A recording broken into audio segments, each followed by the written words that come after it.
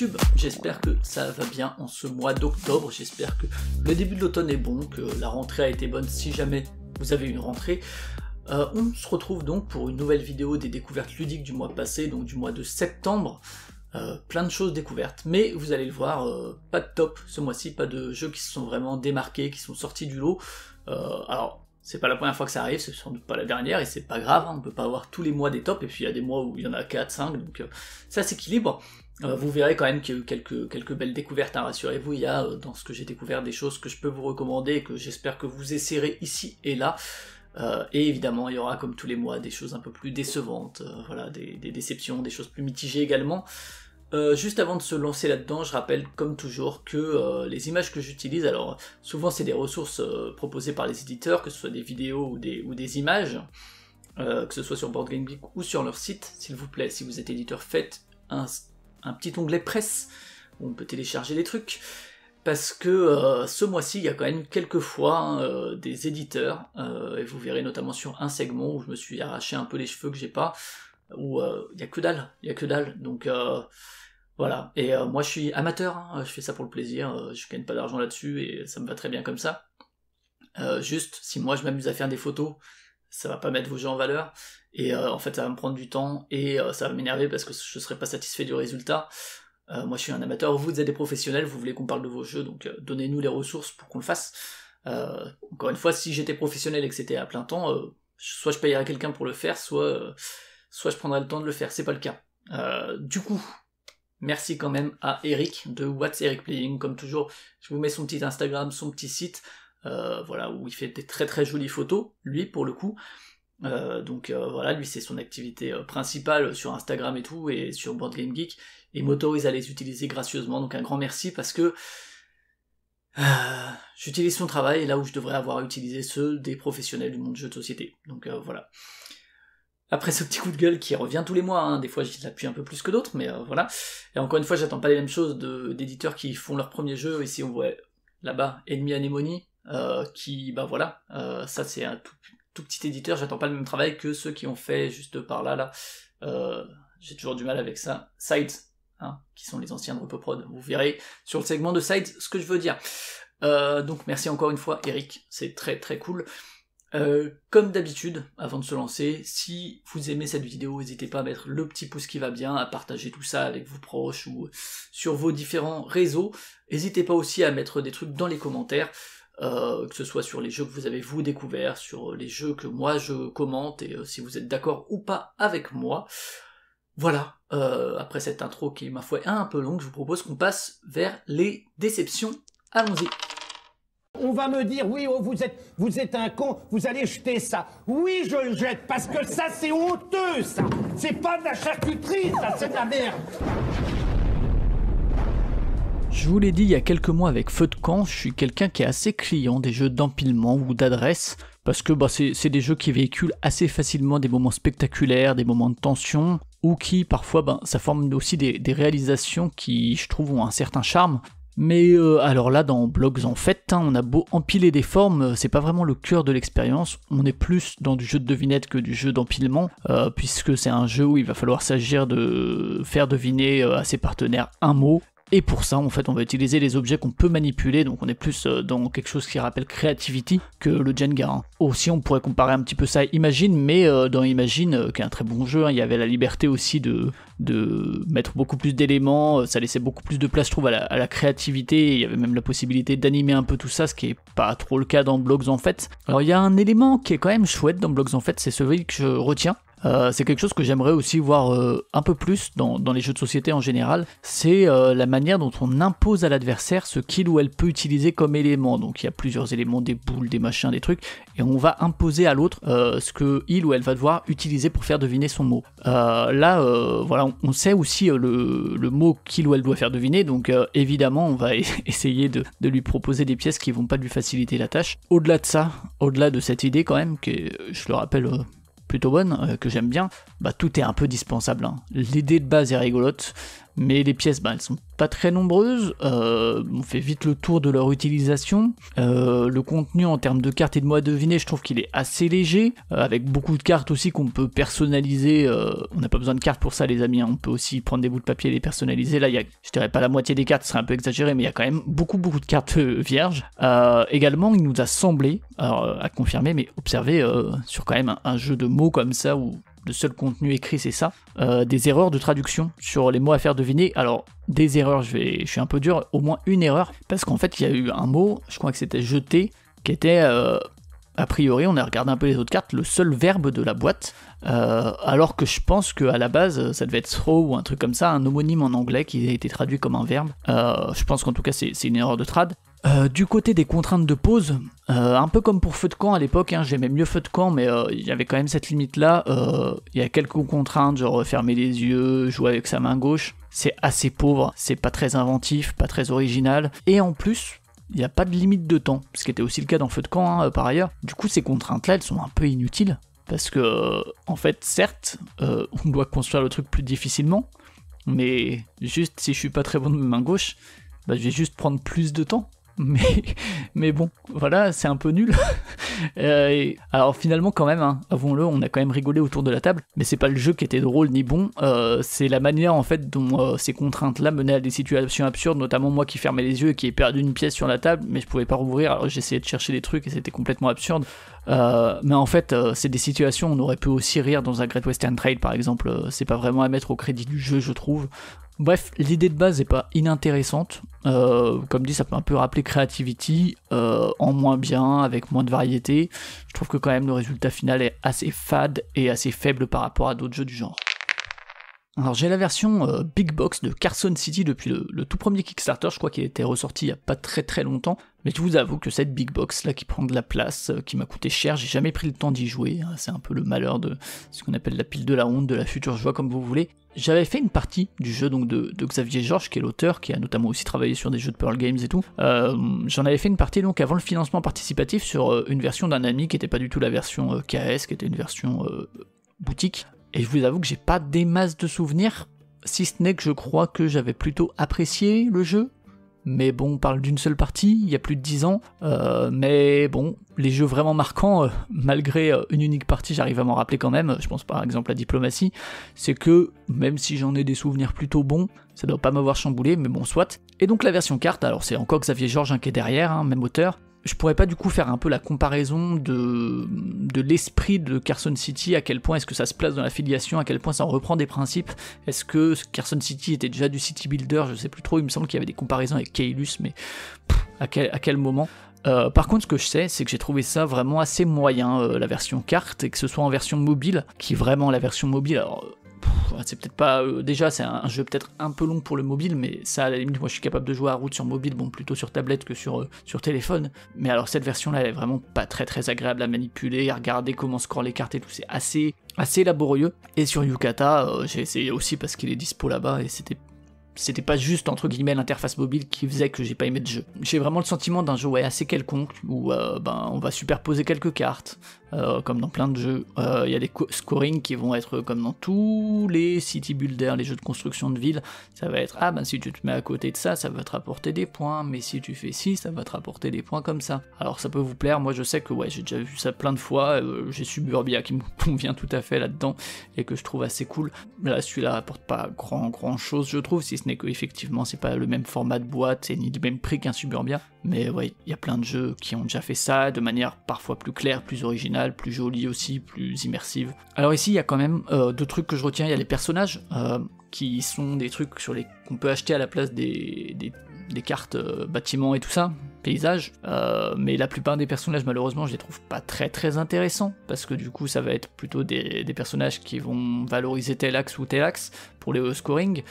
même s'il y en a qui sont un peu plus intéressants, qu'on va utiliser de manière plus circonstancielle, pour justement avoir une influence sur le système d'initiative et de mise, d'enchères. En gros, ouais, c'est ce système-là que je retiens aussi, qui se passe avec des cartes qui ont des valeurs de X à X, je sais plus exactement de combien à combien ça va. On a tous et toutes les mêmes cartes, on a tous et toutes un exemplaire à tel ou tel moment, et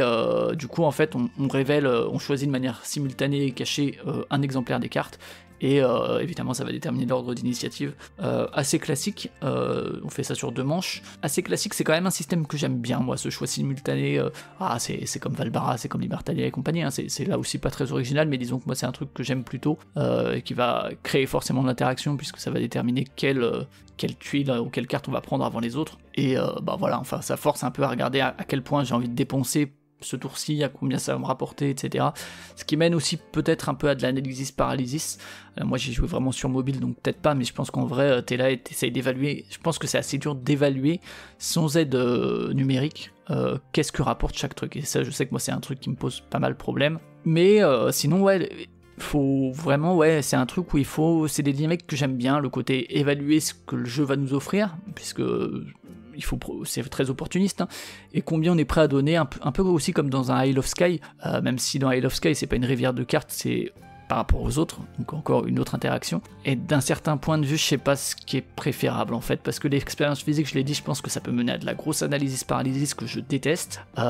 mais d'un autre côté, je crois que les cartes utilisées restent visibles, et que c'est plus simple du coup de voir qui a posé déjà quoi, et donc de plus déterminer, ah ben là je suis le seul à avoir la carte maîtresse, donc je suis sûr de choisir ce genre de truc. Si vous n'êtes pas rebuté par les visuels, que je trouve aussi pas très jolis, les personnages ça peut passer, mais franchement les cartes, ouais, c'est assez, je sais pas, c'est pas merveilleux.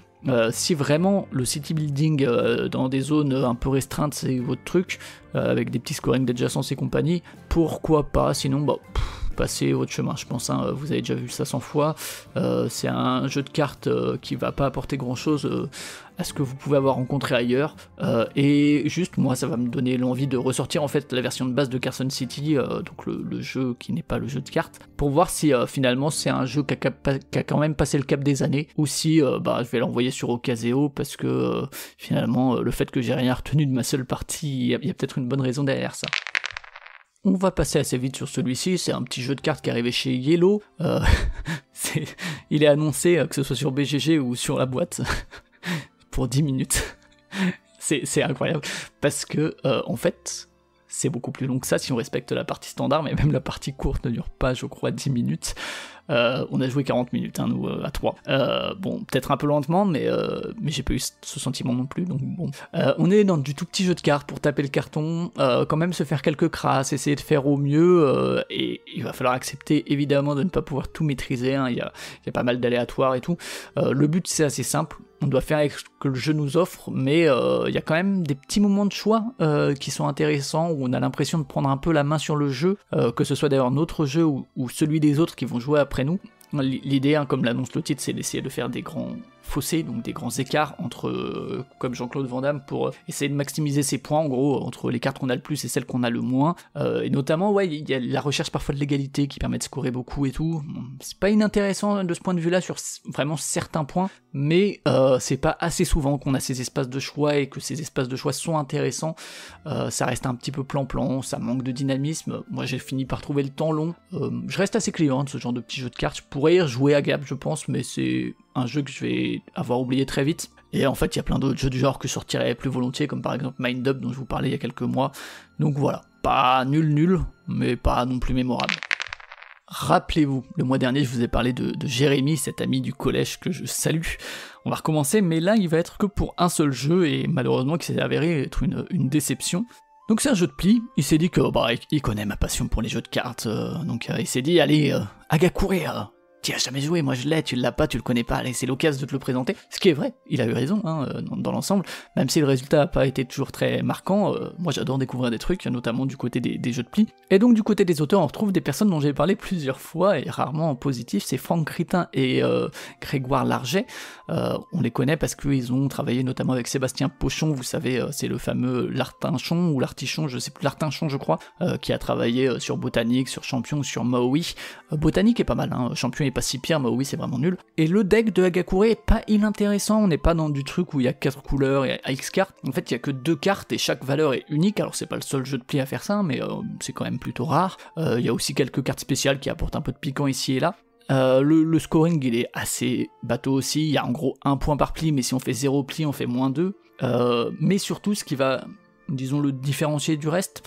c'est qu'en début de chaque manche, on a la possibilité, c'est pas obligatoire, d'utiliser un petit jeton, je sais pas, pouvoir, ou je sais pas exactement comment il l'appelle, qui va un petit peu modifier le scoring, qui va dire par exemple, bah là, tu vas, si je sais plus exactement, mais en gros, tu vas multiplier par 2 tes points, donc si tu fais du négatif, ça se multiplie aussi par 2. Hein. Là, même si tu marqueras 0 points à ce tour-ci, je vous avoue que les pouvoirs sont pas très originaux, ils sont pas assez... et manque un peu de folie pour donner un peu du peps à la phase de pli et à l'enjeu de chacun des plis, de chacune des mains. Il y a un autre truc que je retiens quand même, qui est intéressant pour un jeu de pli, qui pourra en frustrer beaucoup, parce que, voilà, c'est, je l'ai dit, hein, les cartes sont uniques, mais surtout, on en met pas mal de côté, et il n'y a que 4 cartes en main. C'est vraiment pas beaucoup pour un jeu de pli. Vraiment pas beaucoup. Il y a quelques contraintes de pause, bref, je vous passe le détail, mais 4 cartes en main, c'est assez original, je pense, pour le coup. Moi, j'ai apprécié enfin, j'aime bien ça, le côté, parce que du coup, ça fait des mains très rapides, même si, ben, forcément, ouais, le contrôle est un peu moins là, bon, c'est vraiment un jeu de pli où on tape le carton, il y a ici et là quelques choix, mais bon, assez vite répétitif, et je vous avoue que, ouais, il y a plein d'autres jeux du genre que je préférerais jouer avant Hagakure. Je vous avais parlé il y a quelques mois du jeu Sunset Over Water chez Pencil First Games,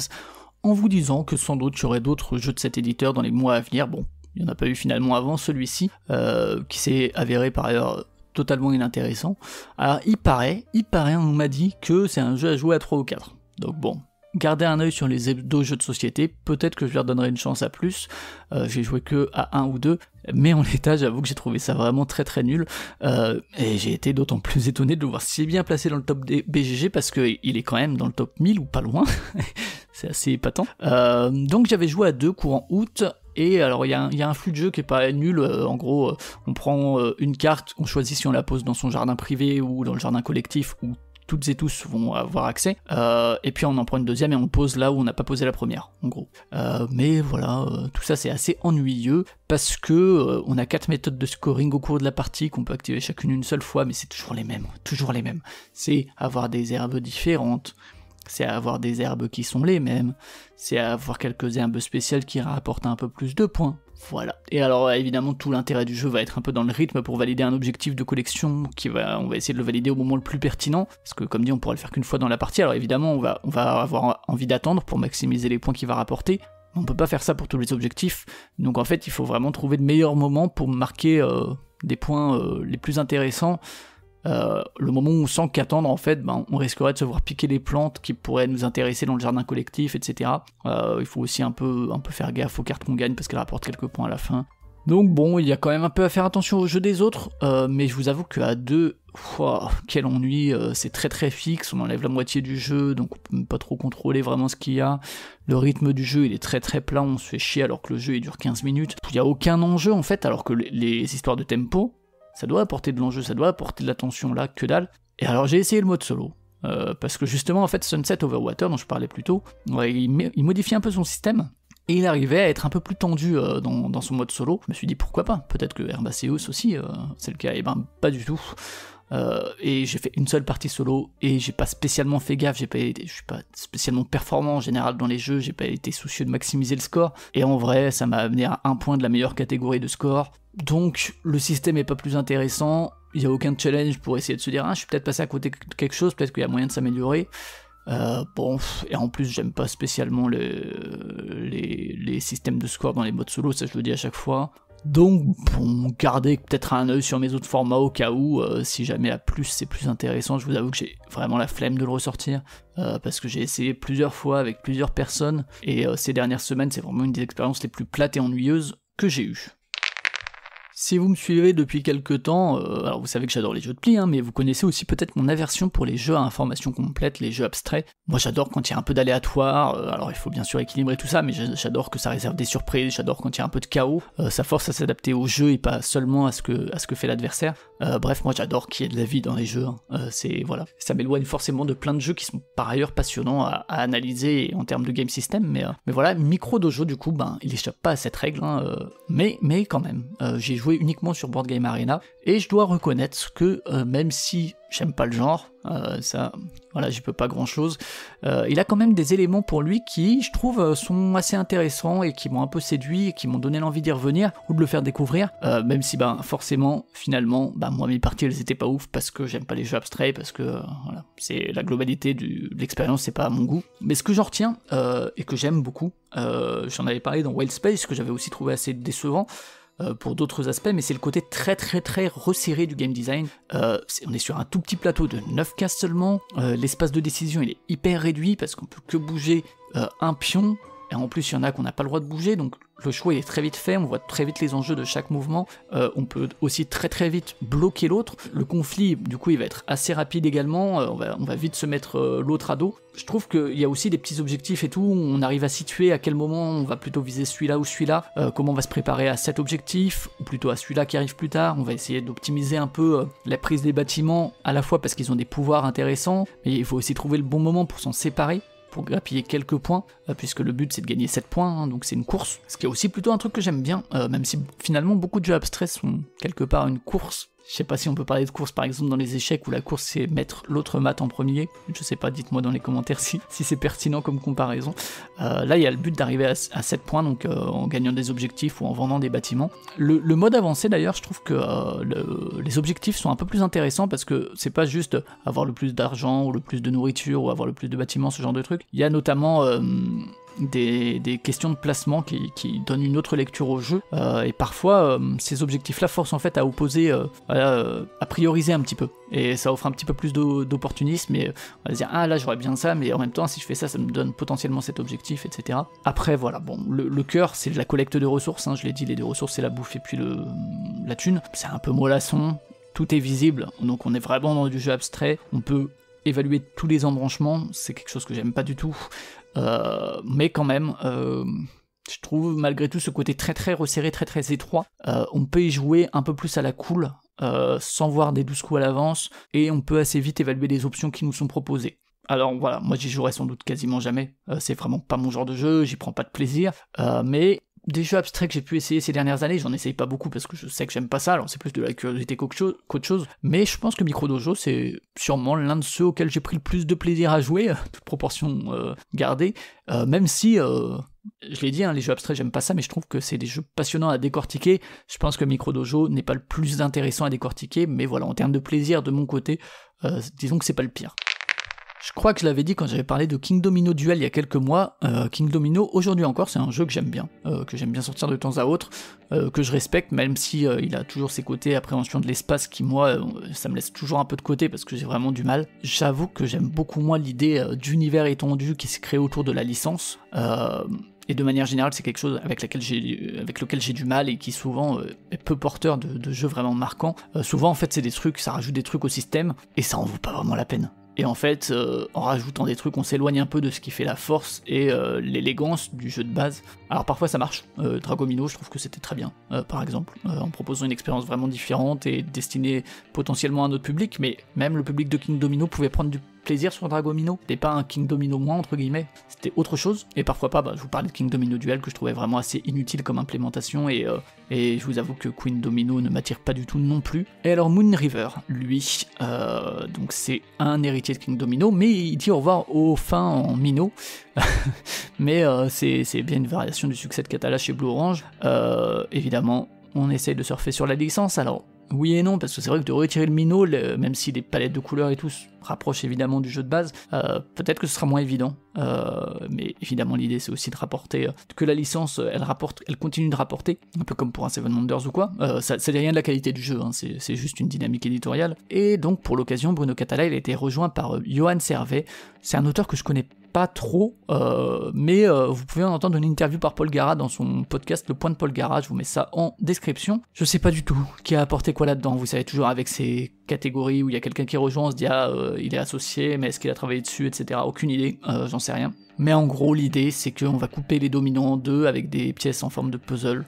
et on peut donc créer les dominos qu'on veut, associer des terrains librement, donc un peu plus de flexibilité, un peu plus d'espace de choix à un moment autre que celui du choix du domino. Le système de prise et d'initiative, c'est celui du jeu de base. Pour moi, c'est un des grands trucs de King Domino. J'aime beaucoup son système de prise et de comment on prend l'initiative. Je trouve ça super élégant, même d'un point de vue de la gestuelle que ça met en place.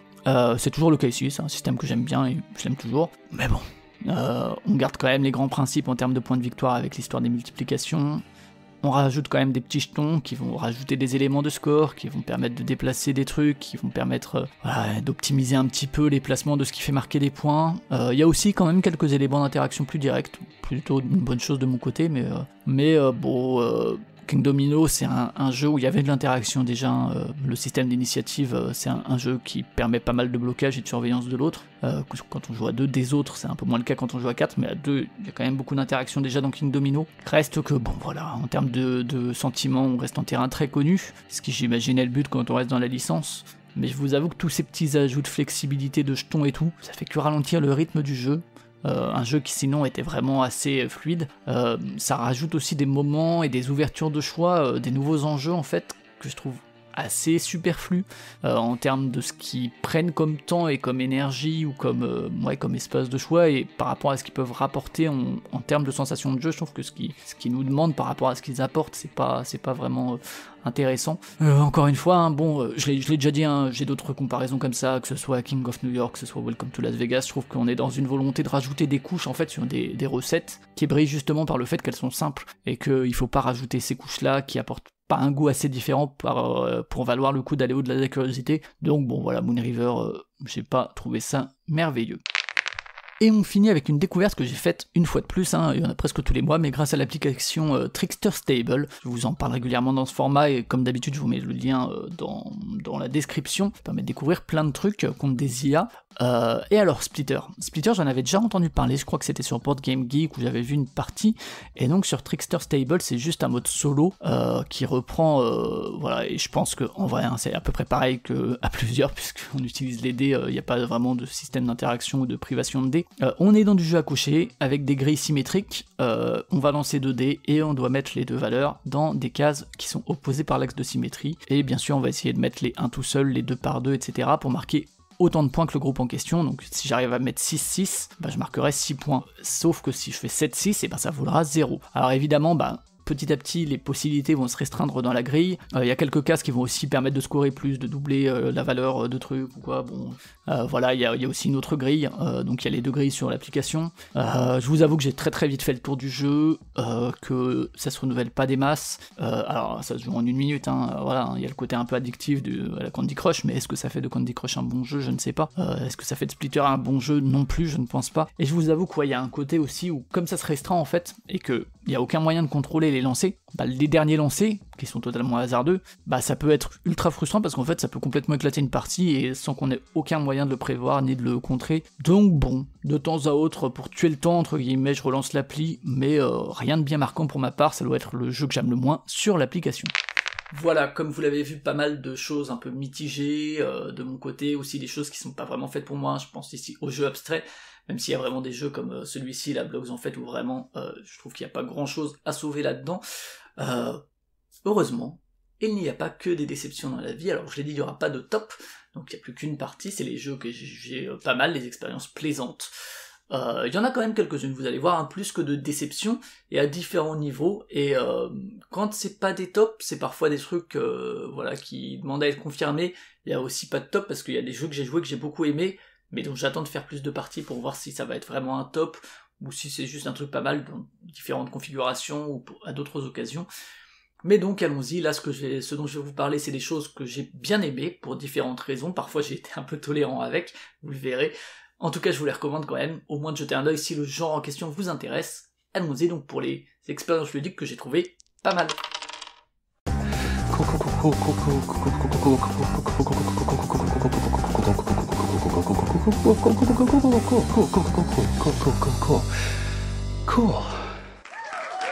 On commence avec un jeu qui s'est promené entre cette catégorie et la précédente. C'est donc Biotop, qui est, je crois, le premier jeu de l'éditeur, et c'est un jeu qui s'engouffre dans les propositions de thématiques nature, avec l'envie de coller un peu par une forme d'écosystème mécanique, où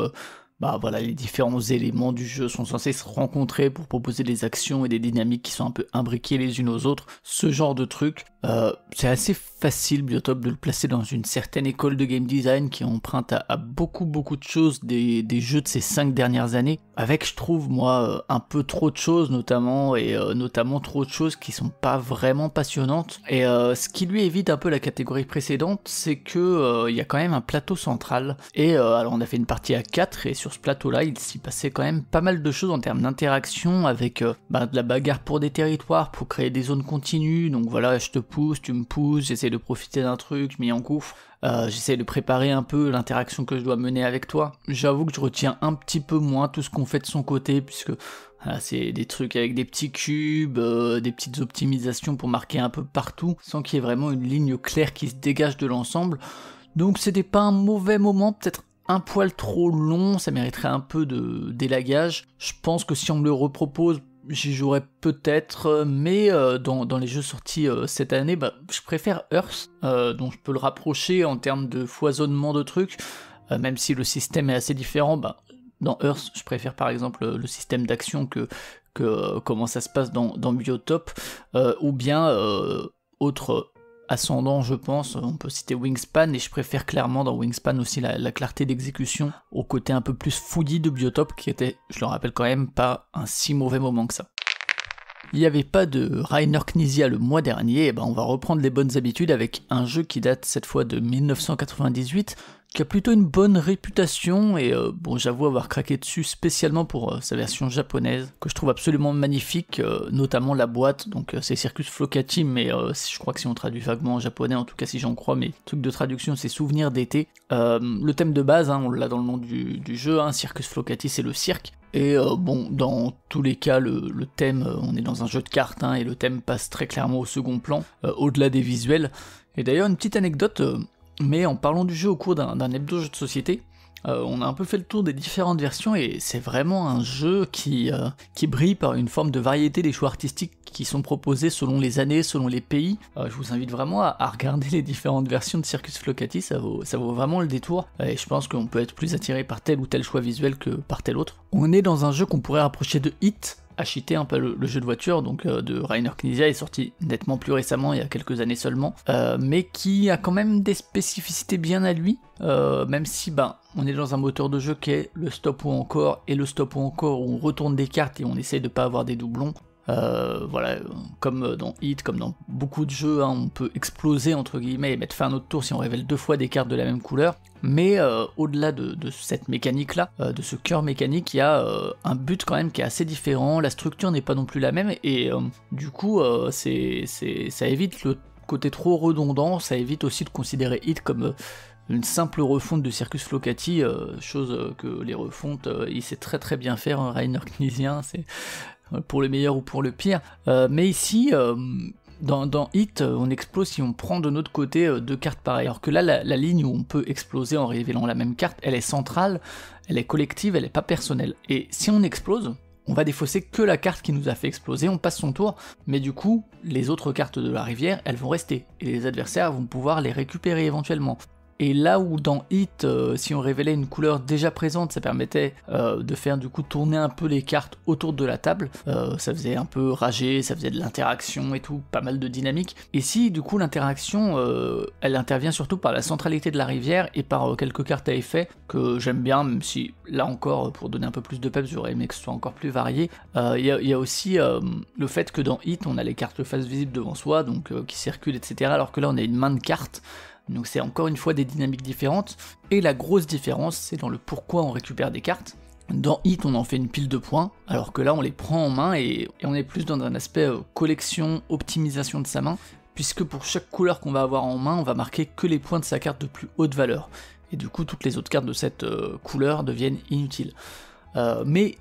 sans rentrer dans les détails, il y a d'autres facteurs qui peuvent justement nous pousser à récupérer quand même des cartes qu'on pourrait juger inutiles, parce qu'on peut mettre des points d'eau de manière alternative, par exemple en faisant des trios, des brelans de numéros, et du coup au-delà du choix du stop ou encore, il y a plein de petits espaces de décision que j'aime beaucoup. Alors c'est un jeu beaucoup moins direct, beaucoup moins dans ta face, beaucoup moins simple que Hit, qui est vraiment, Hit c'est d'une pureté assez difficilement égalable dans son genre, mais ça lui donne une saveur autre qui est pas désagréable, qui a ses particularités. Et alors pour moi c'est un peu moins brillant et renversant que Hit et son immédiateté. En fait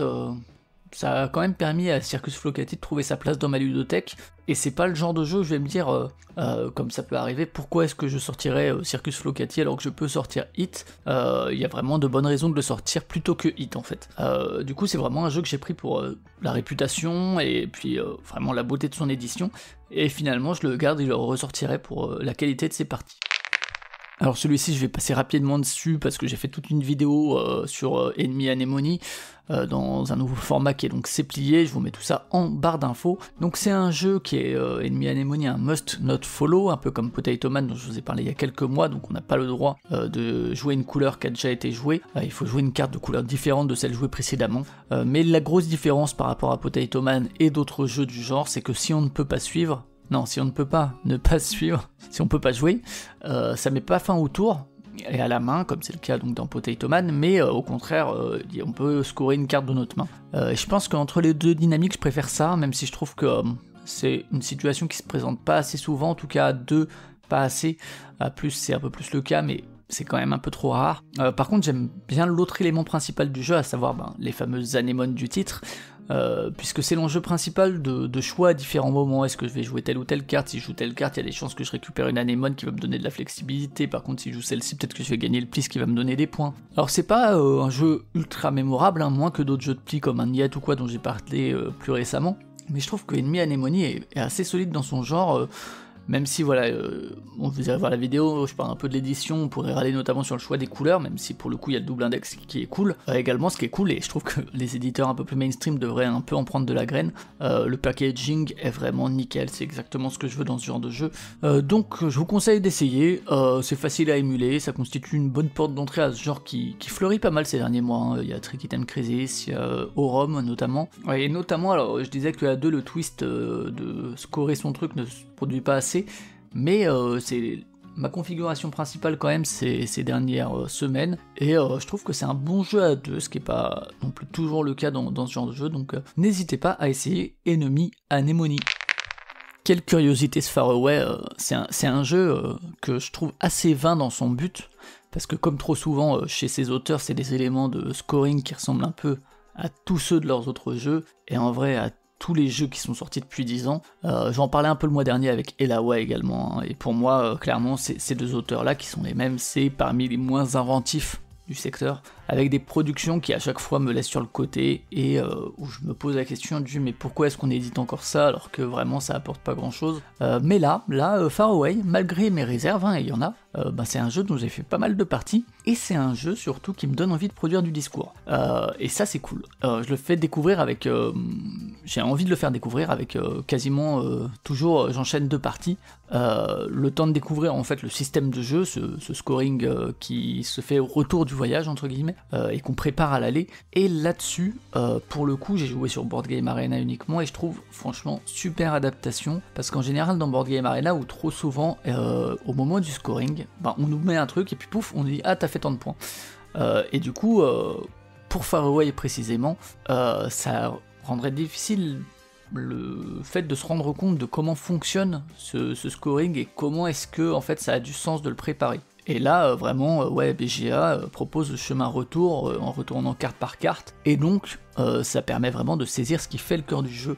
Parce que Far Away, c'est un jeu qui a un cœur, et c'est pas si fréquent, ni chez ces auteurs-là, ni je trouve de manière générale dans la production ludique actuelle, et du coup... il y a plein de petits défauts que je lui trouve, mais c'est ce qui lui permet d'arriver dans les jeux qui sont que je trouve pas mal. J'ai parlé du scoring un peu anecdotique, voilà, c'est machin par les couleurs, blablabla, toujours les mêmes trucs. Je trouve assez bizarre aussi pour le coup que ce soit un jeu, alors que c'est un élément marketing fort qui est pas de mode solo, alors que honnêtement les éléments d'interaction sont assez limités, c'est vraiment juste sur l'initiative, vite fait pour prendre un truc avant, mais franchement c'est rarement pour ça qu'on pose telle ou telle carte. J'avoue que moi toutes mes parties j'avais l'impression d'être dans mon coin, je trouve que ce côté-là est assez superficiel, et notamment aussi il y a un truc qui m'embête plus, c'est que c'est tellement un jeu solo que je trouve qu'il y a plein de jeux où au moins à la fin ça a du sens de comparer son score. Là je trouve qu'on vit tellement la partie chacun dans son coin que comparer les scores à la fin ça a pas de sens, c'est assez absurde, parce que les parties, et donc nos scores peuvent se dérouler tellement différemment selon ce qu'on arrive à prendre, selon ce que le jeu nous offre, et c'est pas forcément de l'action, enfin du fait de l'action des autres, c'est pas qu'on a moins bien joué que les autres, c'est juste que notre partie s'est déroulée comme ça, et c'est intéressant, mais c'est pas intéressant de se comparer aux autres à la fin. Mais voilà, vous voyez, il y a plein de petits trucs qui me chafouinent dans Far Away, mais c'est un jeu qui donne tellement l'envie d'en parler, que je pense que si je trouve le temps, et c'est rare quand même,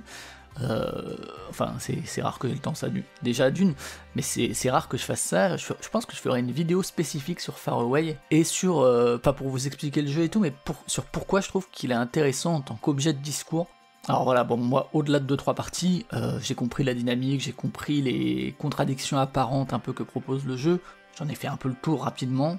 C'est pas un jeu qui va durer, mais encore une fois, malgré l'ennui de mes parties, si je dois le présenter à quelqu'un qui le connaît pas, j'hésiterai pas une seule seconde, parce qu'il mérite d'être découvert. Far Away, c'est donc un jeu que je trouve relativement faible dans son ensemble, mais qui a quand même une vraie idée, une idée forte, et qui donne envie de parler et de montrer le jeu. Du coup, pour moi, c'est gagné, et honnêtement, malgré les défauts, c'est plus riche que la plupart des jeux qui sont sortis cette année. Encore du jeu de pied avec celui-ci qui, dès son nom, Good Little Tricks, annonce la couleur, et c'est une proposition assez étonnante pour ces deux auteurs. D'ailleurs, pour moi, c'était l'occasion de découvrir Good Little Games, cette idée éditoriale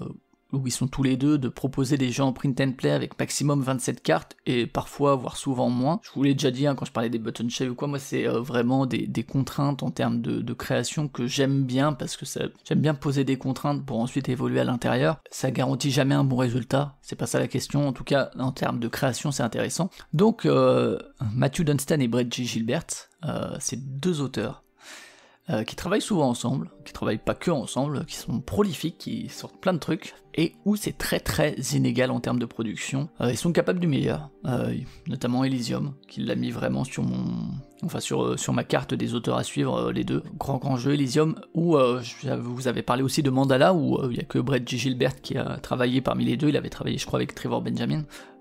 mais c'est des auteurs aussi qui se vautrent dans des trucs oubliables, voire pires. Par exemple Dunstan il a travaillé sur Cozy Casa, ils ont fait tous les deux la Guilde des Expéditions Marchandes, ils ont fait le très mauvais Fairy Tail, et tout ça, ce qui est rigolo, c'est que c'est des jeux qui ont trouvé une voie, un éditeur vers le circuit commercial, avec de la distribution, des traductions, des localisations et tout. Et pour moi c'est assez savoureux de voir que ce petit jeu là, de 27 cartes, proposé en print and play, pas édité, il explose à peu près tous ceux que je viens de citer, dans ceux qui étaient médiocres, peut-être pas Elysium quand même, mais il explose à peu près tout ça en termes de plaisir de jeu. Et comme quoi, voilà, les voies d'édition sont assez impénétrables, ça montre que, de mon point de vue, c'est vraiment pas la qualité intrinsèque du jeu qui va mener au statut d'édition, qu'il y a plein de jeux qui sont peu valorisés, qui sont assez inconnus et qui vont être bien meilleur que la plupart des sorties sur le marché. Quelque part c'est rassurant, ça veut dire qu'il y a toujours des trucs à trouver ailleurs, et que en fait le truc du si c'est bien ça va être édité, en fait c'est faux, et qu'il y a plein de trucs pas bien qui sont édités mais qui se vendent quand même, et qui sont édités pas parce qu'ils sont bien mais pour d'autres raisons. Donc ça c'est un petit plaisir personnel, cette ironie, mais qu'est-ce que c'est Good Little Tricks? On est dans du jeu de pli à suivi obligatoire, et on essaie d'avoir le moins de points possible en un certain nombre de manches qui va dépendre du nombre de joueurs ou joueuses. Le premier petit truc, c'est que chaque couleur ne possède pas le même nombre de cartes. Donc, par exemple, il y a 2 jaunes, et on monte comme ça 3x, 4x, etc. Et en gros, quand on joue des cartes, on va rassembler les cartes jouées de chaque couleur dans des colonnes. Donc par exemple, on va mettre toutes les cartes jaunes ensemble une fois qu'elles sont jouées. Et une fois que toutes les cartes d'une couleur sont jouées, lors du pli qui permet à la dernière carte de la couleur de jouer, la personne qui gagne le pli va récupérer toutes les cartes des couleurs complétées. Il peut y avoir donc plusieurs couleurs qui se complètent en même temps si on a complété plusieurs couleurs parce qu'on n'a pas pu suivre, par exemple. Et tout ça, en fait, chaque carte c'est des points, et je rappelle, on essaye d'éviter les points. Ça donne des situations assez amusantes, des espèces d'accélération en fin de main, des fenêtres de choix quand même assez fréquentes, qui évitent le côté où on peut parfois jouer un peu de manière automatique. Ça force un peu à structurer le cerveau ici et là. Il y a aussi la possibilité de, comme disent les Anglais, de shoot the moon, de viser la lune, parce que si on arrive à tout récupérer, alors faut avoir la main pour, mais un peu comme dans la dame de pique, on va pas prendre les points, mais c'est tous les autres, nous on va faire 0, et les autres vont tous ou toutes faire 27 points, donc c'est pas négligeable, et c'est pas facile, mais c'est quand même quelque chose de faisable et d'envisageable. Encore une fois, si vous avez aucun atout en début de main, c'est peut-être un peu chaud, mais bon. Et comme c'est faisable, du coup c'est une menace en fait, qu'il faut prendre en compte, qu'il faut surveiller, et parfois ça va mener à des sacrifices de telle ou telle personne pour éviter que tel adversaire ne parvienne à prendre toutes les cartes. Et dans ce cas-là, voilà, le truc c'est de pousser l'autre à se sacrifier, des espèces de dynamiques un peu de semi-coopération quoi. Et il y a un truc que je trouve un peu raté, c'est qu'il y a un atout dans ce jeu, et je trouve que ce qui est un peu bof, c'est la manière dont fonctionne la couleur d'atout, qui est un peu superficielle, et pas un peu superflu plus que superficielle d'ailleurs. C'est un atout qui va bouger au cours de la main, ce qui ça est plutôt cool, hein, y a pas de souci.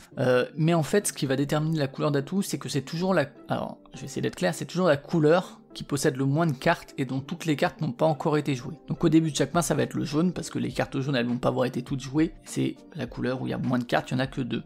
Par contre si toutes les cartes jaunes sont jouées, donc les 2 cartes d'atout, ce sera la prochaine couleur dont toutes les cartes n'ont pas été jouées et qui possède le moins de cartes. L'idée comme ça paraît rigolo, on se dit ah ouais c'est rigolo comme façon de changer l'atout, et ça donne quelques situations assez rares malheureusement, qui sont intéressantes, où du coup l'atout va changer, et ça va complètement changer la valeur de notre main, et dans les faits ça apparaît vraiment rarement. Souvent le jaune reste l'atout quasiment jusqu'au bout de la main, donc ça tombe un peu à plat cette idée, mais en dépit de cette faiblesse, je trouve que voilà, enfin j'ai toujours passé des parties vraiment plaisantes, assez tendues, avec des surprises, des chouettes dynamiques, notamment le fait que jusqu'au bout on peut quand même rester dans le game, en prenant des risques et tout, mais voilà, donc si vous aimez le genre, franchement essayez. Comme dit, pour moi ça écrase pas mal de jeux édités notamment par ces 2 auteurs, et évidemment je préférerais nettement que les gens jouent à Good Little Tricks plutôt qu'à un Cozy Casa.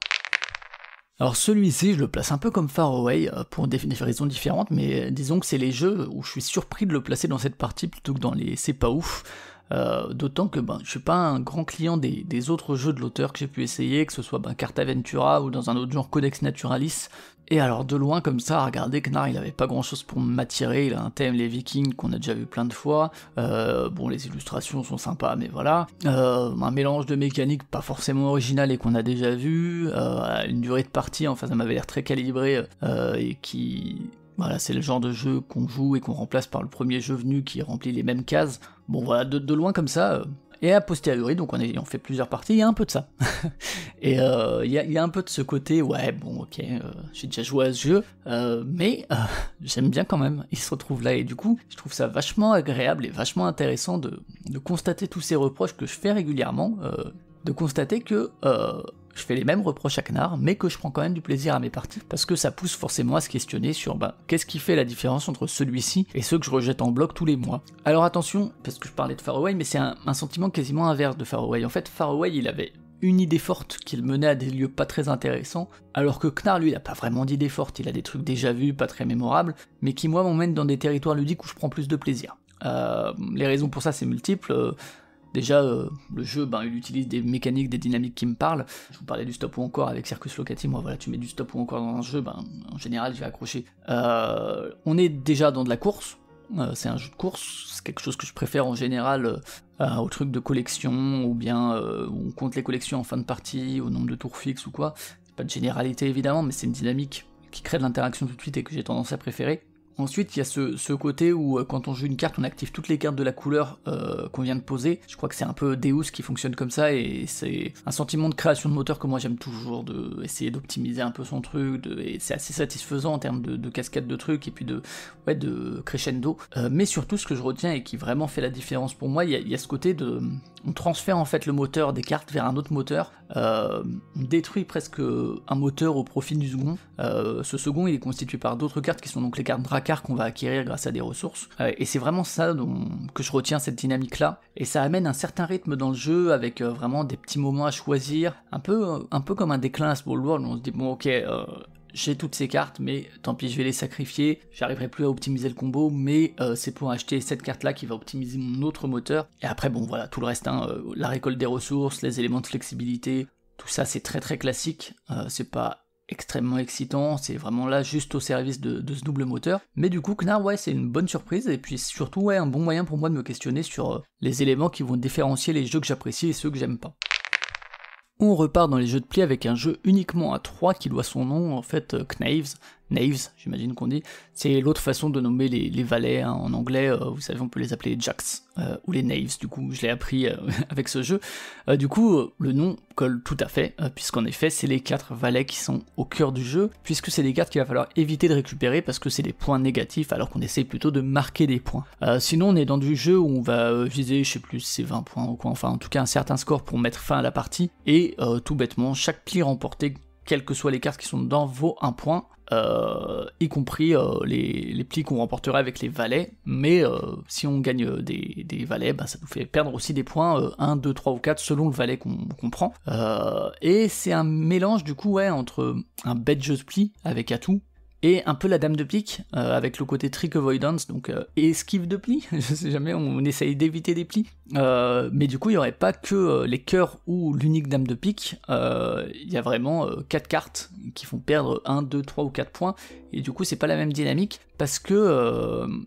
il y a voilà, je sais plus c'est lequel qui fait perdre 1 point, mais celui-là on est prêt à l'accepter, il y a une espèce de hiérarchie un peu dans les cartes à éviter, là où la dame de pique, ben, il y a surtout la dame de pique qu'on essaye d'éviter, et surtout il y a ce mélange-là qui fait que le fait qu'on gagne quand même des points avec les plis, ce qui n'est pas le cas dans la dame de pique, sauf si on gagne tous les plis, mais bon, enfin tous les cœurs et la dame de pique, je crois il me semble, hein, dans dame de pique. Mais du coup là, la plupart du temps on veut quand même gagner des plis, alors que dans la dame de pique, si tu prends aucun pli, ben, c'est plutôt une bonne partie en général. Là non, tu vas en prendre, mais tu veux pas prendre certains, parce que tout le monde va un peu en prendre, mais toi tu veux juste...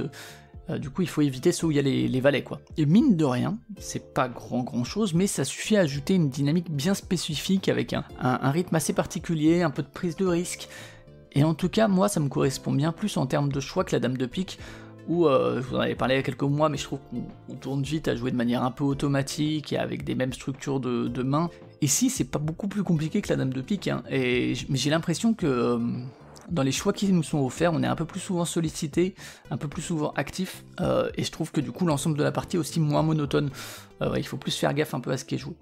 Sans doute pas un incontournable, mais si vous êtes 3 que vous voulez changer un peu des classiques habituels, écoutez, essayez Knaves. On reste dans les jeux de cartes un peu anciens, même si, bon, Knaves, on savait pas qui était la personne qui l'a créé, on savait pas trop la date. Là, il y a un auteur, une date de création identifiée. C'est un jeu que j'ai joué sur application, et a priori, c'est un jeu quand même assez populaire, et un jeu qui a plein de dérivés, de noms différents également, voilà, pour ça, et plein de petites variantes dans la manière de jouer. Alors moi, j'ai jamais joué encore à Skull King, qui, a priori, rajoute pas mal de choses, mais clairement, Oh Hell, c'est un ascendant assez direct au niveau du cœur de gameplay, puisque l'idée, c'est que le nombre de cartes qu'on a en main va évoluer au cours de la partie, et qu'il y a une notion de pari qui, du coup, n'a pas le même enjeu, du fait de cette évolution, puisqu'on va pas avoir la même connaissance des cartes qu'il y a en jeu. Dans celui-là, dans OL, on peut jouer, et c'est en option dans l'application, on peut jouer soit en commençant avec 13 cartes et en retirant une à chaque nouvelle main, ou inversement, je crois que c'est le cas dans Skull King pour le coup, on commence avec une et on en rajoute à chaque main, et il y a aussi plein d'autres petites variantes qui sont un peu plus longues, ou par exemple on va réduire sa main avant de la réaugmenter, ou inversement, bon bref, il y a plein de petites manières de jouer qui vont changer un peu la dynamique et surtout la durée de partie. Personnellement, moi j'ai beaucoup joué à la version avec la main qui se réduit, parce que moi j'aime bien la manière dont l'inconnu et l'incertitude ça augmente au fil de la partie, puisque de plus en plus de cartes sont mises de côté, alors qu'au début tout est distribué, il n'y a même pas d'atout et tout. Et quand on a moins de cartes, notamment les derniers rounds, on se retrouve avec 3, 2, 1 carte, bah il y a plein de petites surprises, plein de trucs imprévus, et notamment aussi ça donne de l'importance à qui commence le tour, puisque ben il y a d'autant plus de chances de gagner, puisqu'il y a moins de cartes en jeu, donc il y a moins de chances qu'il y ait des trucs pour couper ou que les gens puissent suivre à la couleur et nous battre. Et alors j'ai aussi joué en augmentant le nombre de cartes, la dynamique est pas exactement la même, en tout cas le sentiment de jeu est pas le même, puisque on va faire les premiers tours vont être très courts et chaque main va allonger un peu sa durée, là où ben je trouve que quand on réduit la main il y a un sentiment d'accélération que moi je préfère, où à la fin vraiment ça va très vite et j'ai tendance à préférer ça. En tout cas voilà, c'est une dynamique assez simple, à côté d'un jeu quand même assez classique de jeu à pari, et où le système de pari et le scoring est assez quelconque, hein, c'est pas très original, c'est déjà vu, déjà joué et tout, mais même si bon, forcément voilà, la prise de risque diffère selon le moment de la partie, mais vraiment il ça suffit à me donner un sentiment de jeu vraiment plaisant. Donc c'est une très chouette découverte de ce système, puisque c'est vraiment un système. Du coup j'ai plus qu'à jouer enfin à Skull King pour voir justement ce que Skull King a apporté à ce système. Je crois qu'il y a notamment des cartes à pouvoir et tout, pour vraiment trouver une identité propre et pas juste être un plagiat d'un jeu traditionnel. J'avais râlé sur Triqueta, puis j'avais adoré Niet, et bien revoilà ce bon vieux Stéphane Dora qui devient un petit peu un habitué du format, même si c'est pas Rainer Knizia non plus, je crois qu'il avait jamais visité cette partie et c'est pas mal. Ce qu'il amène ici, c'est un jeu sorti en 2010, même si au look on pourrait penser qu'il est plus ancien, il y a un côté un peu anachronique à tout ça, et le titre français c'est incroyable, un primo cochon, je trouve ça merveilleux. J'y ai joué sur Yucata, donc qui permet de jouer en ligne, et clairement c'est un jeu qui gagne à être joué à plus de 2,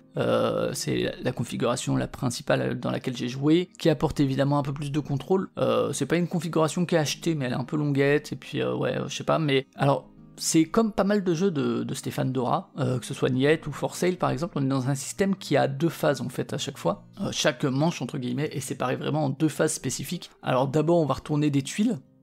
et peut-être placer un pion dessus, puis quand tout le monde aura placé tous ses pions, on va récupérer des lignes de tuiles en partant de ces pions, donc dans le sens où on veut, et avec bien sûr quelques contraintes, on va pouvoir prendre toutes les tuiles jusqu'au prochain personnage, etc. Le tout c'est pour un scoring un peu plus quelconque, voilà, qui vous le devinez, au titre ça va sur certaines manches ça va valoriser les cochons, et il y a après une phase d'entretien où il faut nourrir ses bêtes, parfois avec d'autres animaux eux-mêmes, mais ce que j'en retiens c'est surtout que c'est un jeu très très interactif, très très filou, notamment en fait il y a une forte interaction au niveau de la pose des pions, qui est aussi une question de tempo, est-ce que je le pose plus tôt, est-ce que j'attends pour voir où est-ce que c'est les lignes les plus intéressantes, mais du coup je laisse un peu plus de temps aux autres pour pré-shot certaines lignes, mais si je pré-shot certaines lignes, peut-être que les adversaires vont les bloquer. Donc il y a cette interaction lors de la pose des pions, et du fait de retourner les tuiles, puisqu'on peut se placer que sur la tuile qu'on vient de retourner, hein. On peut pas se placer où on veut, et il y a aussi ensuite, évidemment, une interaction assez forte lors de la prise de ligne, puisque toutes les tuiles qu'on va prendre, c'est autant de tuiles que les autres n'auront pas, et qui étaient peut-être sur des lignes à eux ou elles. La partie est peut-être un poil longuette, notamment les phases de décompte, peut-être que ça pourrait être un peu écourté, je sais pas, mais j'aime vraiment beaucoup ce qui se dégage des phases que je préfère et des moments que je préfère dans le jeu, c'est pour ça qu'il atterrit dans cette catégorie-là. Si vous avez l'occasion, que vous n'avez pas peur d'un jeu quand même un peu méchant, un peu frustrant par moments et un peu coquin, n'hésitez pas à passer outre ces visuels un peu d'un autre temps, je vous conseille de lui donner sa chance. Je l'ai déjà dit à plusieurs reprises, mais pour moi Jekyll vs Hyde de John Hill, c'est, je trouve, un jeu majeur des dernières années, c'est un des jeux à 2 que je préfère, et c'est encore plus le cas évidemment si on restreint le champ d'observation aux jeux de pli. Dans les jeux de play à 2, il n'y a pas beaucoup mieux, je vous parle souvent du Schnapson aussi, mais bon, et avec juste ce titre-là, qui est le premier que j'ai connu de John Hill, l'auteur coréen, pour moi il est devenu une personne dont il fallait absolument que je suive les sorties, et chaque proposition, chaque petit projet, je le guette avec pas mal d'attention. Et alors bientôt chez Mandu Games, on va avoir une collaboration avec Gaëtan Bojano et Olivier Sipierre, pour ce qui sera une suite spirituelle et coopérative à Jekyll vs Hyde. Soit, moi j'avoue que même si ça m'intéresse, la perspective du spin-off, ça m'attire un peu moins que de vraies nouvelles licences, notamment que je suis pas méga fan de ce qu'a fait Olivier Sipierre sur Valbara, donc à voir, je reste curieux, mais voilà. Et au-delà du circuit classique de l'édition, John Hill a aussi sorti des jeux, il me semble, si j'ai bien lu la règle, grâce à une espèce d'aide à la création dans Corée, notamment il a sorti Ptolémie, dont il est question ici, et également Hipparchus, que j'ai pas encore essayé. Et alors au-delà de la possibilité d'essayer Ptolémie en numérique, j'ai pu me le procurer grâce à Ben, qui est en fait quelqu'un qui est à Londres, un revendeur britannique qui fait plein d'imports de petits jeux comme ça du Japon ou d'ailleurs, et qui permet de se les procurer, alors soit effectivement directement dans sa boutique, soit en envoi, il faut un peu passer en privé avec parce que sinon il le propose pas directement sur la boutique, mais c'est faisable. Du coup je vous invite à visiter le site, c'est travelgames.co.uk, je vous mets tout ça en description, vraiment une chouette initiative. Et du coup on est sur de l'édition maison et limitée pour Ptolémie, ça se sent dès qu'on reçoit le jeu et qu'on l'ouvre, ça se sent que c'est effectivement relativement artisanal. C'est une édition qui fait un peu le grand écart, parce que d'un côté il y a les visuels donc qui ont été réalisés par Bijou, qui sont absolument charmants, même une espèce de petit vernis sélectif et tout sur la boîte. Les jetons de planète, eux, sont aussi des jetons de qualité, hein, rien de particulier, on pose des petits stickers dessus et tout, mais ça, voilà, il y a rien à reprocher de ce côté-là. Et de l'autre côté, on a des cartes qui sont super fines, que je trouve super fragiles. J'avoue que j'ai rarement manipulé des cartes aussi fragiles, j'ai l'impression. Et le plateau, alors lui, c'est du tissu souple, d'une qualité qui est pas folle, qui garde un peu parfois quelques ondulations, et également les jetons planètes, ils ont tendance à glisser un peu dessus au moindre contact. Ça donne une expérience, comme disent les anglophones, assez fiddly, vous savez, où ça bouge pas mal. Et du coup, ça rend l'expérience de jeu un peu laborieuse. Je pense que s'il avait été édité de manière plus traditionnelle, avec un éditeur et tout, sans doute qu'il y aurait eu un plateau en carton plié en deux, peut-être qui sait, un plateau double couche pour insérer les planètes. Voilà, c'est un moyen de montrer qu'au-delà de la création mécanique, etc., le plaisir d'une partie vient de l'édition, parce qu'effectivement, quand les petites planètes elles bougent et qu'il faut les remettre et qu'on n'est pas sûr de où elles étaient, c'est un peu chiant. Et également, ça rentre aussi dans le côté édition, un mot des règles qui sont en coréen mais qui ont été traduites en anglais avec l'aide de quelqu'un. Je vous avoue que les versions ont pu différer entre les parties, il y a des trucs où on était là, on se disait attends mais c'est bizarre, et même l'organisation, la structure, la clarté, c'est assez amateur de ce point de vue-là. Là encore, hein, ça montre que c'est tout un travail de créer, de faire relire et d'essayer des règles. Mais on va passer un peu donc sur ces détails d'édition pour revenir vraiment sur le cœur de jeu. Donc comme Jekyll vs Hyde et Hipparchus, on est dans du jeu uniquement à deux et compétitif. Pas comme le spin-off du coup de Jekyll, mais contrairement aux deux jeux que je viens de citer, on n'est pas dans du jeu de pli, mais dans du jeu de défausse. Le but c'est de vider sa main avant l'autre. Quand on a vidé sa main, on a un point, la première personne qui gagne 2 points gagne la partie. On fait maximum 3 manches. Je vous ai parlé d'un plateau, donc pour vider sa main, c'est le plateau sur lequel vont se déplacer les planètes. Et donc en fait les cartes, c'est des cartes de planètes qui vont donc se déplacer sur ce plateau qui va former une boucle. Et donc on joue une seule carte à la fois, on déplace la planète du nombre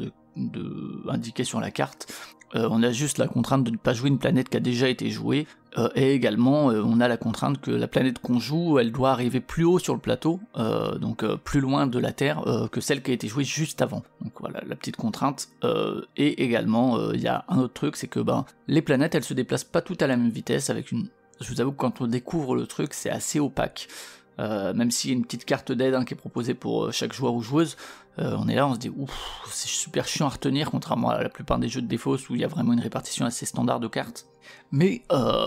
c'est l'occasion de parler d'un élément que vraiment j'admire beaucoup dans Jekyll vs Hyde, et pour moi c'est presque la partie la plus intéressante de Ptolémée. Au premier abord on se demande pourquoi est-ce que on a fait une répartition aussi chiante à retenir. Évidemment, le fait que toutes les valeurs soient pas les mêmes, c'est que chaque planète a du coup une dynamique et puis une espèce de valeur différente en termes de déplacement, mais juste rapidement on se rend compte que en fait Mercure,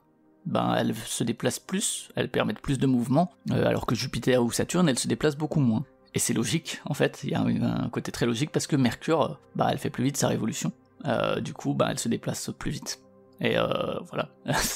une fois qu'on a capté ça, en fait, c'est cool, parce qu'on n'a plus forcément besoin de retenir exactement chaque valeur, parce que, alors ça aide évidemment, il y a l'aide de jeu pour ça, mais ça permet de jouer aussi un peu plus à l'instinct, et d'avoir une vision globale un peu plus générale et un peu plus facilitée de la vitesse un peu de chaque planète, et de se dire ah oui donc là elle est là mais elle peut bouger vite, etc.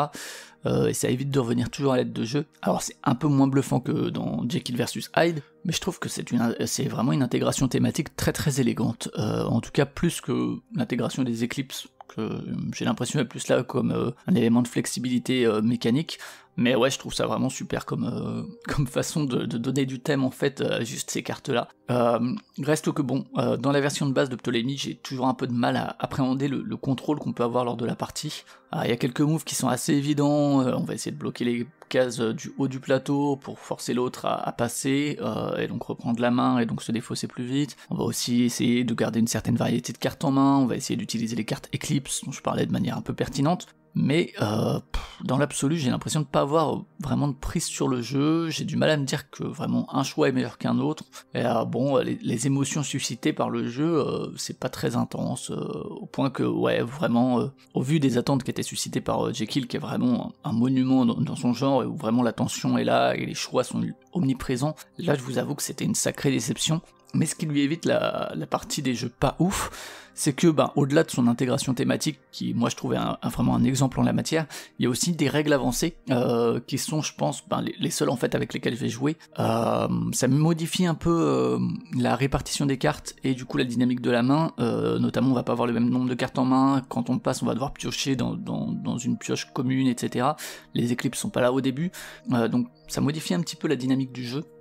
Mais ces règles vont surtout aussi rajouter une option qui est, au lieu de juste observer une planète, ça va être de l'examiner avec plus d'attention, un examen approfondi, et pour la déclencher, en fait, cette observation approfondie, il faut jouer la même planète que celle qui vient d'être jouée par l'adversaire, ce qu'on n'avait pas le droit de faire dans les règles de base. Et du coup, quand on fait ça, on passe dans une autre phase où on est obligé de jouer cette planète-là. Si on peut pas, on doit passer. Et en plus, cette fois, au lieu du fait qu'elle doit arriver plus haut que la planète précédente, elle doit arriver cette fois à chaque fois plus bas que là où elle a été placée par l'adversaire. Ça a l'air de pas grand chose comme ça, mais mine de rien ça change pas mal les choses quand même, avec vraiment la possibilité de jouer de cette manière pour se débarrasser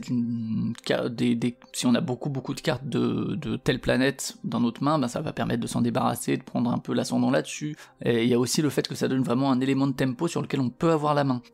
donc ça rajoute un espace de choix qui est pas inintéressant. Alors ça rend pas Ptolémie incontournable, c'est vraiment pas un jeu d'escalade que je vais sortir à tout bout de champ, surtout que même dans les jeux d'escalade ou de défausse à deux, j'en ai que je préfère, par exemple 535 que je préfère, ou Linko, mais au moins, disons que ça m'a permis de trouver une utilisation dans laquelle j'ai un peu l'impression de prendre plus de plaisir que dans la version de base. On reste donc sur une petite déception, j'espère que du coup les autres jeux de l'auteur coréen ils vont être un peu plus marquants que ça. Il n'y a pas de top ce mois, mais c'est peut-être ce jeu japonais qui est sorti au début des années 2000 qui s'en rapproche le plus, et il a une petite actualité puisqu'il est ressorti cette année dans une version un peu plus jolie et qui, disons au moins du point de vue de sa couverture, et c'est aussi Air Echo Plus, une version qui intègre Air Echo Recycle, je crois, je sais plus exactement le nom, qui était une réimplémentation de Air Echo, que j'ai pas essayé pour le coup. Mais on va pas se mentir, vous le voyez à l'écran, c'est pas très joli, hein, c'est absolument laid, et en plus dans la version Yukata à laquelle j'ai joué, c'est pas très lisible sur le nombre d'éléments de chaque carte, donc des petits soucis en termes aussi d'édition, mais on est dans du petit jeu de cartes qui est plein de petits éléments, de petites interactions et de questions de tempo que moi j'aime beaucoup. L'idée ça va être de récupérer des points au centre de la table, les espèces de cartes industrie là, en posant, pour les récupérer il faut poser les cartes de la même couleur au-dessus avec un minimum de 4 objets, et si on le fait, on récupère la carte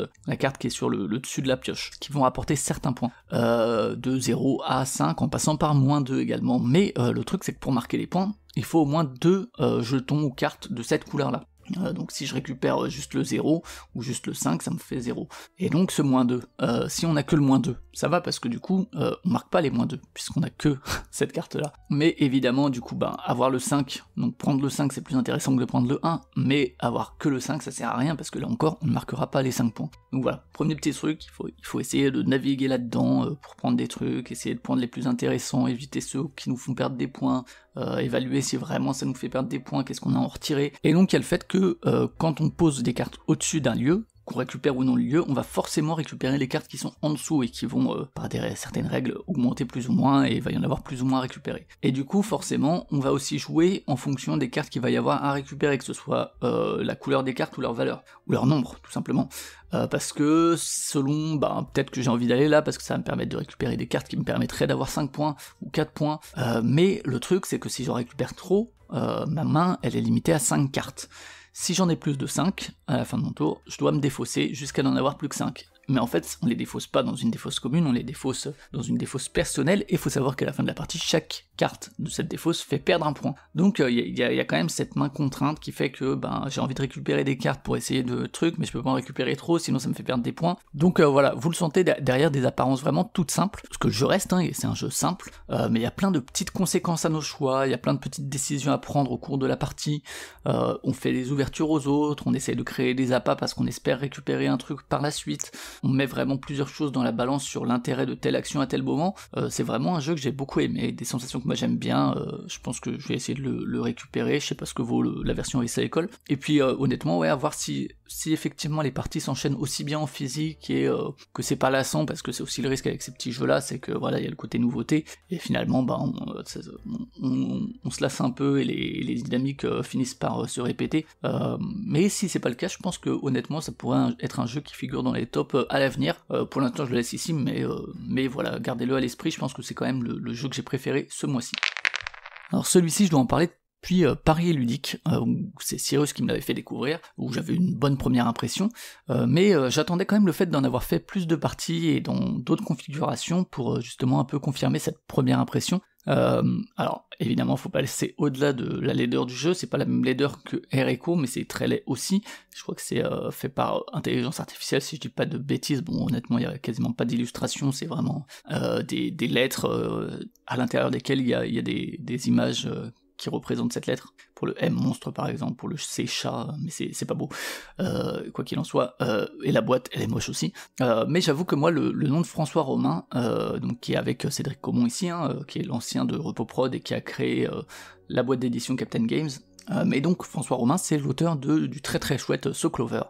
donc ça suffisait à me donner envie de lui donner sa chance, et je me suis dit ah ouais ok, j'aime bien So Clover, et clairement on est dans le même genre de mood qu'un So Clover, c'est-à-dire qu'on est dans des jeux d'association d'idées, c'est pas des jeux d'ambiance où vraiment on va se marrer autour de la table, c'est assez studieux comme ambiance, mais c'est quand même le même genre d'accessibilité qu'un Codenames, qu'un So Clover ou quoi, voilà, c'est pas... Je sais pas, c'est pas du Just One par exemple, on est plus dans du effectivement So Clover ou Codenames en termes d'ambiance, et on est dans du jeu coopératif, je trouve que le scoring il est nul, on va pas se mentir, déjà c'est souvent difficile de faire des scorings dans ce genre de jeu. Just One par exemple fait un choix qui peut être contestable aussi, qui provoque assez peu d'enjeux, et bah du coup nous on joue avec d'autres règles un peu pour compter les points, je crois qu'on fait juste un tour de table, mais sinon ça peut faire une partie un peu longuette et tout, mais je trouve que dans la proposition il y a quelque chose de assez familier au niveau des sensations qu'on ressent, mais il y a quand même une certaine identité, un peu comme le faisait So Clover, d'ailleurs, parce que vraiment So Clover, de loin on se disait ah oui ça va encore être un Codenames-like, et finalement en jouant on se rendait compte que il avait ses spécificités. Donc c'est très cool. L'idée c'est qu'on va essayer de faire deviner des mots par association d'idées, c'est exactement le genre de jeu que moi j'aime beaucoup, Decrypto reste un de mes jeux préférés et tout, et la contrainte principale dans Side, ça va venir des lettres qui vont être disponibles, on va à chaque fois avoir 2 lettres disponibles, et on va en choisir une, et cette lettre va forcément constituer l'initiale de notre indice. Évidemment, on est dans du jeu coop, mais à communication limitée, donc on n'a pas le droit de se dire « tu penses pas qu'on dirait ce mot-là et tout ?» Non, on a notre mot en tête, et il faut qu'on essaie de le faire deviner à nos partenaires sans le citer, donc on peut dire « ah bah c'est un mot de tant de lettres, c'est un mot qui fait plutôt appel au sens du mot, qu'il faut deviner, ça fait plutôt appel à aussi un jeu de mots, que sais-je », et tout ça en fait, on en discute, et les personnes qui doivent deviner, donc qui sont les 2 capitaines je crois, qui s'appellent, tandis que les autres justement doivent faire deviner, les personnes qui doivent deviner vont entendre toutes ces discussions. Et clairement il faut y faire attention parce que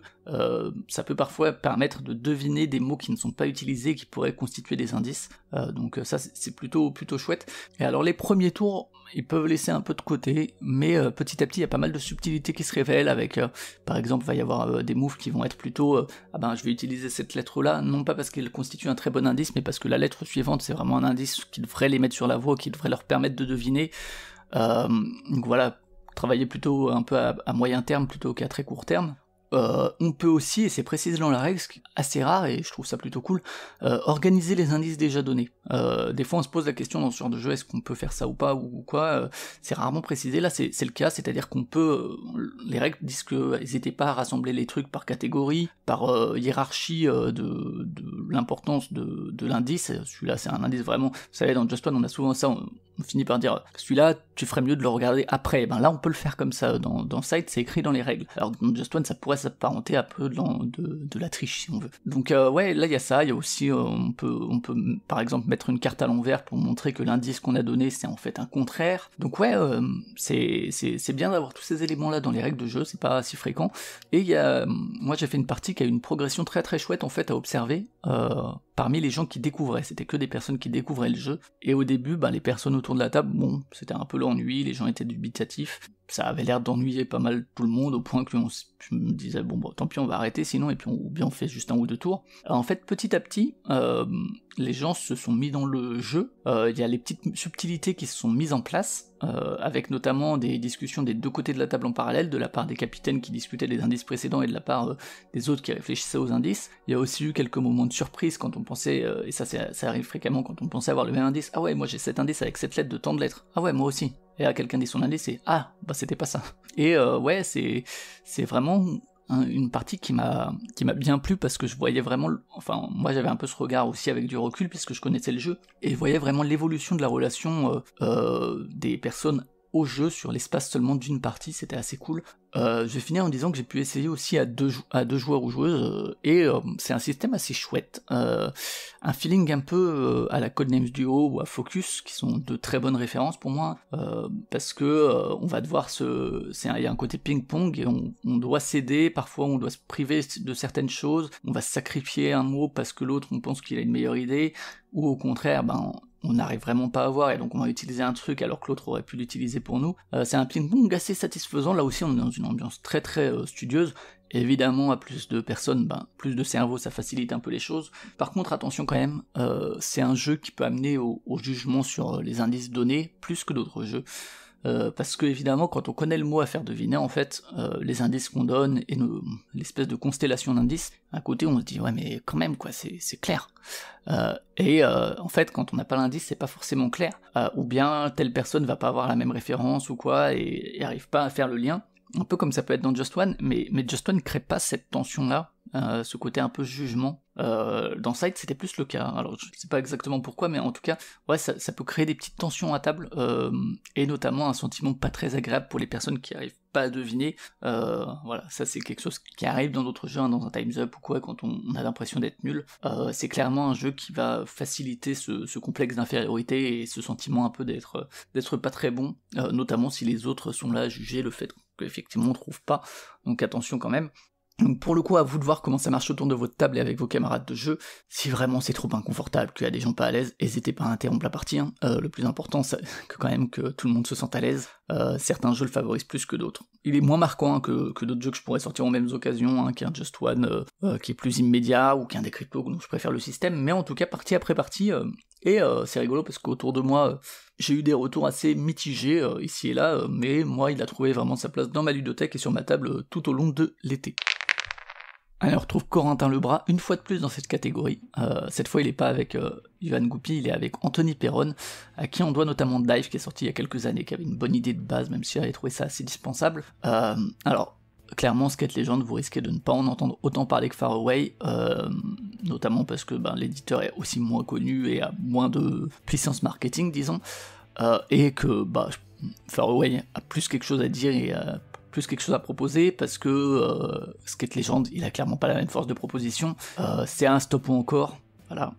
qui est acceptable, qui s'enrobe finalement dans un thème qui est pas très utilisé dans le jeu de société, qui est le skate. Et alors attention, vous attendez pas un truc simulationniste, ou peut-être il y aurait un côté presque physique, et essayer de faire les bons mouvements ou quoi. Non, il n'y a pas le petit skate, je sais pas si vous avez vu ça au collège, les petits skates qu'on déplaçait avec les doigts, non, rien de tout ça, c'est un jeu de cartes. Le côté skate, c'est vraiment juste que, voilà, si on va trop loin, on risque de chuter, et puis voilà, les cartes ont des petites figures et tout, bon, ça reste assez limité au niveau de la thématisation, mais bon. Pourquoi pas celui-là plutôt qu'un autre, je veux dire le Far West de Hit, on le ressent pas plus non plus. Vous le savez, je m'en doute, ça fait partie de ces jeux, de ces genres, en tout cas le stop ou encore auquel je suis très sensible, que moi j'aime beaucoup, et avec lesquels je suis plus tolérant qu'avec d'autres, typiquement avec les jeux abstraits dont je parlais avec Micro Dojo.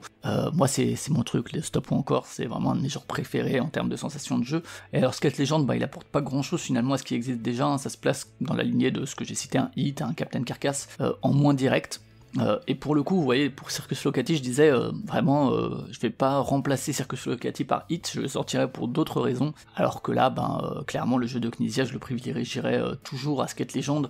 parce que c'est un peu plus proche. Les différences principales, parce qu'il y en a quand même, qui font que Skate Legends c'est pas juste hit avec un thème de skate, il y a quelques effets sur les cartes, il y a des cartes légendaires qu'on récupère qui vont être des petits objectifs en plus, il y a aussi le fait qu'il n'y ait pas l'interaction qu'il y a autour de la table, hein. L'interaction va être plus dans la course au point que dans le fait de piquer des cartes aux autres, et aussi surtout le fait qu'il y a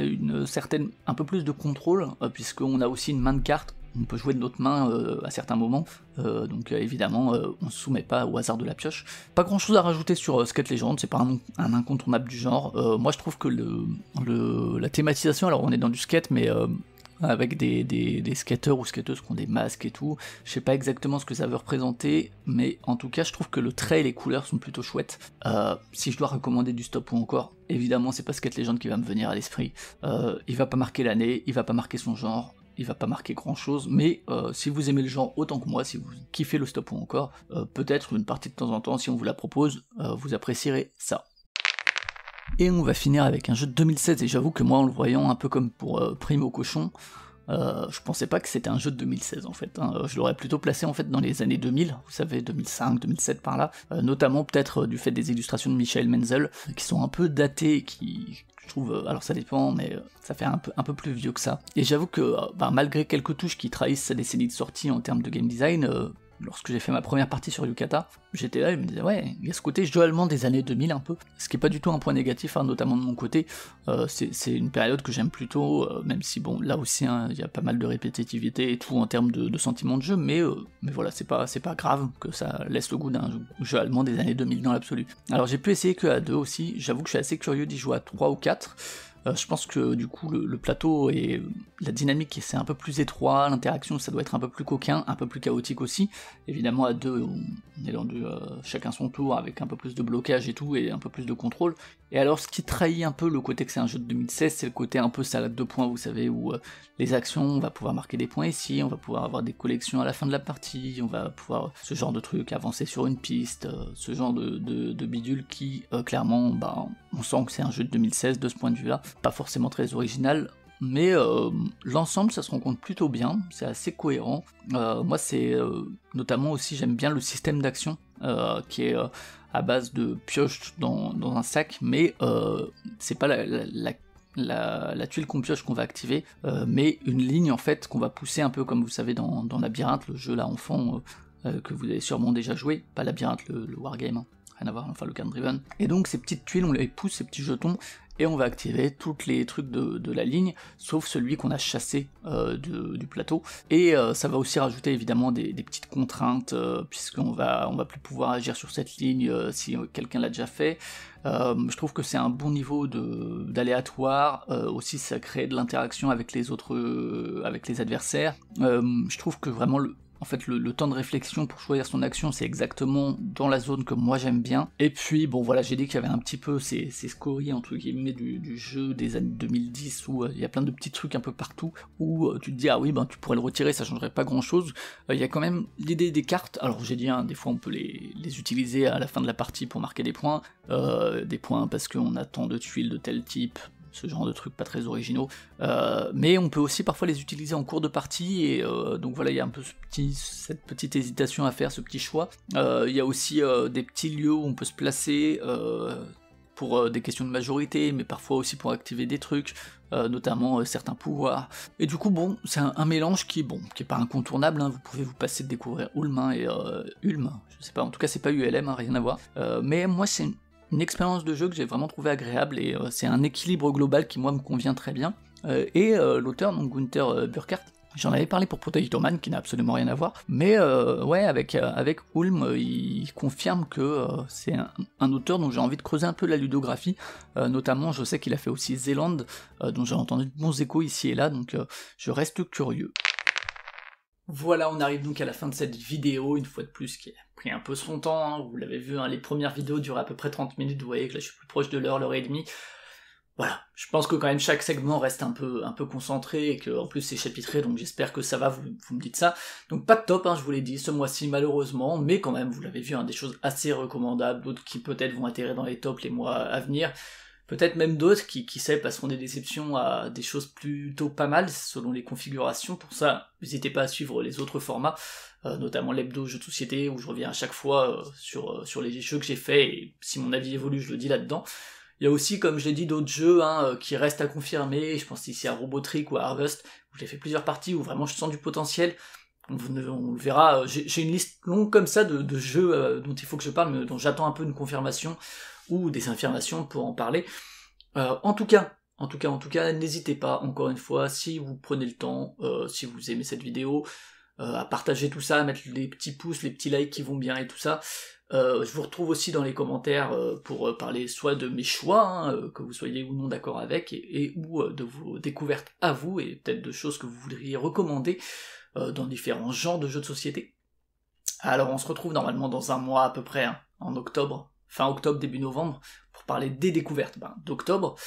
Et je vous avoue que pour le moment, c'est pas brillant, je vous avoue que la liste de jeux va plutôt du côté du pas top, c'est assez désastreux là pour l'instant. On croise les doigts, peut-être que certains des jeux à confirmer, je vais avoir le temps d'y rejouer. En tout cas, quoi qu'il en soit, bon, c'est pas grave, l'important c'est d'en parler, et d'essayer d'en dire des choses plus ou moins intéressantes, et puis qui sait, moi il y a des trucs que j'aime pas et qui peut-être vont vous parler dans ce sens-là. On se retrouve donc d'ici un petit mois. En attendant, prenez bien soin de vous. Attention, je sais qu'on est en octobre et qu'il fait encore 30 degrés, ou pas loin. Tout va bien, n'est-ce pas? Mais prenez soin de vous, et si les températures deviennent automnales, effectivement, couvrez-vous. Allez, ciao.